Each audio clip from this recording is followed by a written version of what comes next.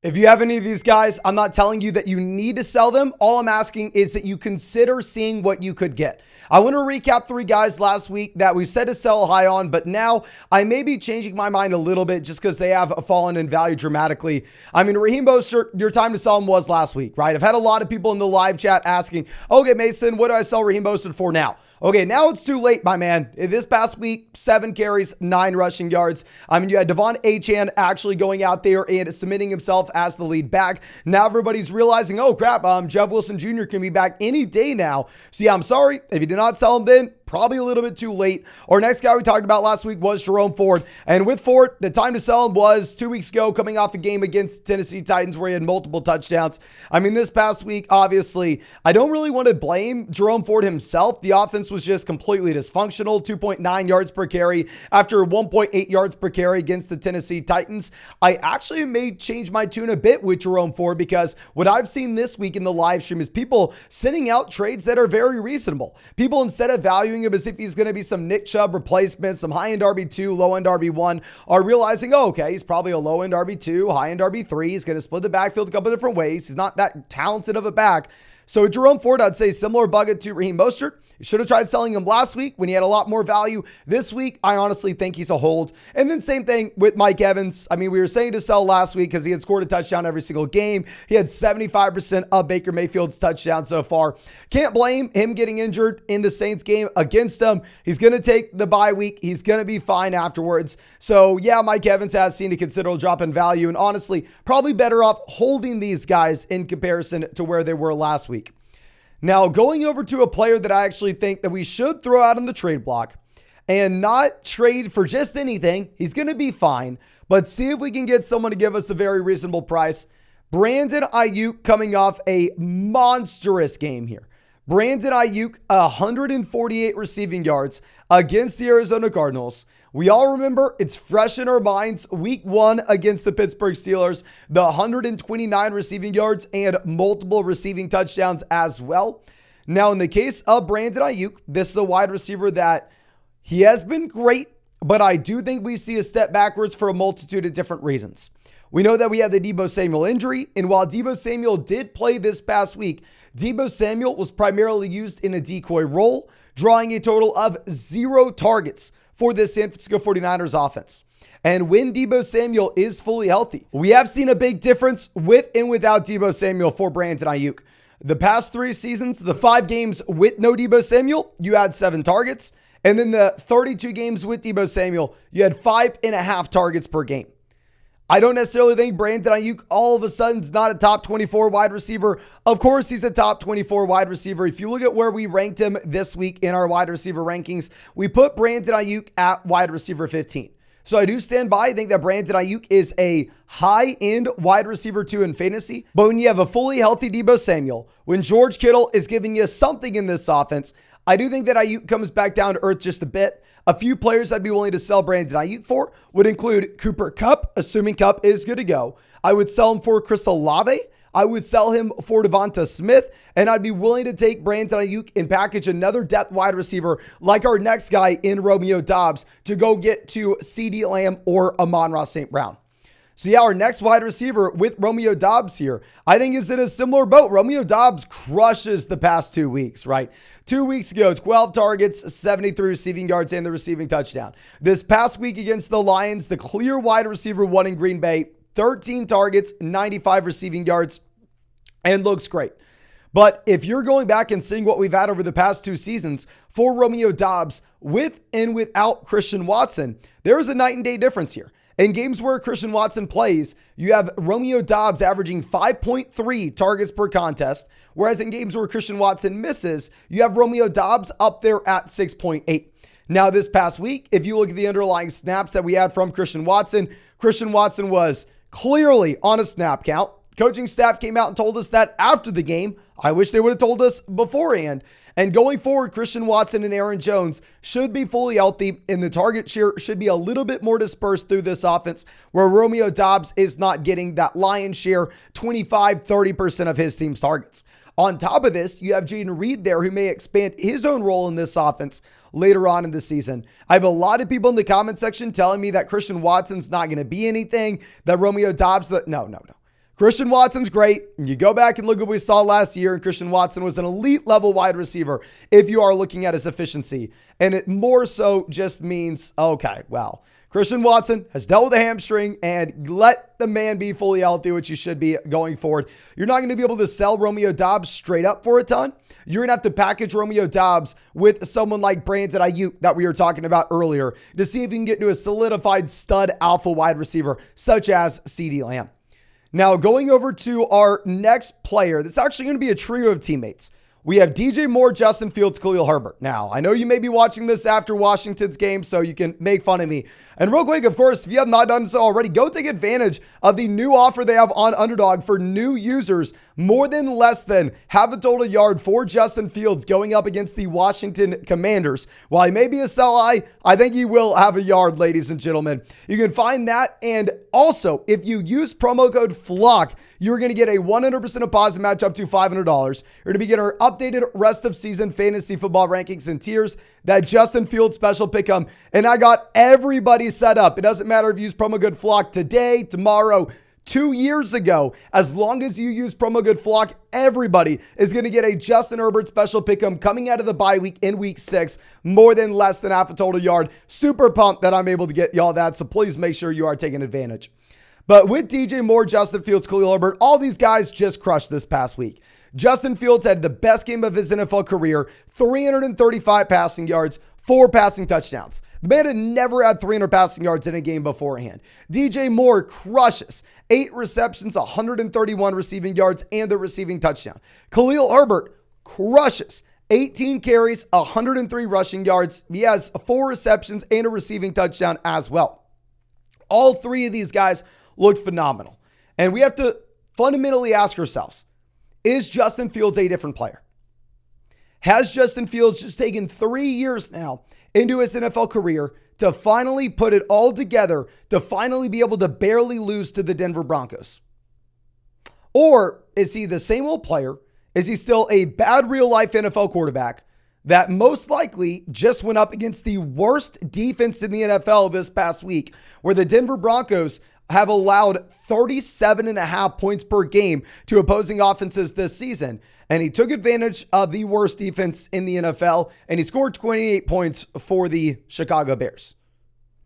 Plus, I know he may go out there and he may crush on Thursday with everybody watching, so I don't necessarily think you have to sell him before the Thursday game, because you actually have a very good matchup going up against Washington as well, which Washington has had the 4th worst defense in the NFL, allowing 30 points per game so far this season. So honestly, not going to be surprised at all if these players go and have a great week 5 as well, but definitely going into week 6 against the easiest matchups, we're going to go through and look to sell them. Now, going over to our next wide receiver, we put him on the sell high video last week, but what we said is you don't sell him now. You just mark it down on your calendars that going into week 6, Christian Kirk will be a sell high candidate. That is how it's shaping up. Christian Kirk goes out there. He has 12 targets. He has 8 receptions, 84 receiving yards. He looks like the wide receiver 1 in Jacksonville. And now a lot of people are saying that, Mason, come on, man, are we really ranking Calvin Ridley over Christian Kirk? This week we put Ridley at 17. We put Christian Kirk at 19. But going forward, I want to go back and look at a reasonable expectation of what we should have with Christian Kirk. Do we believe Kirk is the wide receiver 1 in Jacksonville? Do I believe that Christian Kirk will be a wide receiver that finishes inside the top 12 to 15 fantasy scores? Hell to the no. You go back to what has happened so far when you have had a healthy Zay Jones in this offense. When you had a healthy Zay Jones week 1, you had Christian Kirk seeing a whopping 3 targets, 1 reception, and 9 receiving yards. You go back in the preseason as well, and we saw the same thing.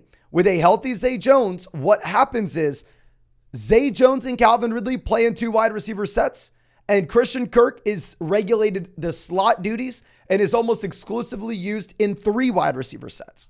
Now, I would still rather have Christian Kirk over Zay Jones in fantasy. Even if Zay Jones is going to run more routes when he's healthy, even if Zay Jones is going to play more snaps, Christian Kirk should be able to draw targets at a higher clip, and Christian Kirk will play the more valuable role with that slot role.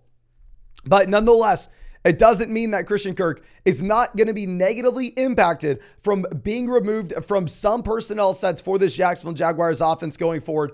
So I do think it would be nice if we can take Kirk and sell him as a high to mid wide receiver 2. Like if you could go and package 2 of these players together, maybe like say Christian Kirk and Romeo Doubs, and go out there and get someone that I think is an interesting buy low candidate like Jalen Waddle. That would be a move that I'm looking to do. Now going over to a wide receiver we've talked about a couple times here. DK Metcalf keeps getting there, right? I mean, we've been talking about DK Metcalf as a sell-high candidate for a multitude of different reasons, and every single week he manages to give you something. Week 1, he gave you the receiving touchdown. Week 2, he gave you 6 receptions. Week 3, 112 receiving yards. And week 4, he gives you the receiving touchdown as well.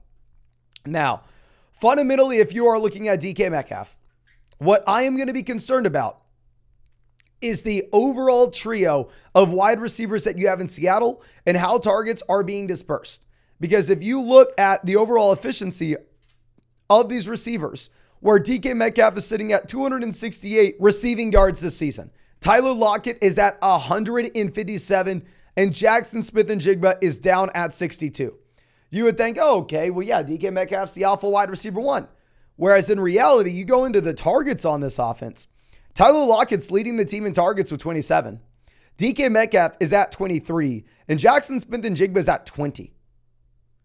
The gap that you've actually had from a volume perspective in Seattle is not large at all. And going forward, what I think you're probably going to see is DK Metcalf still be the wide receiver 1. Obviously, I have DK Metcalf ranked as the wide receiver 1 in our rest of season rankings for the Seattle Seahawks.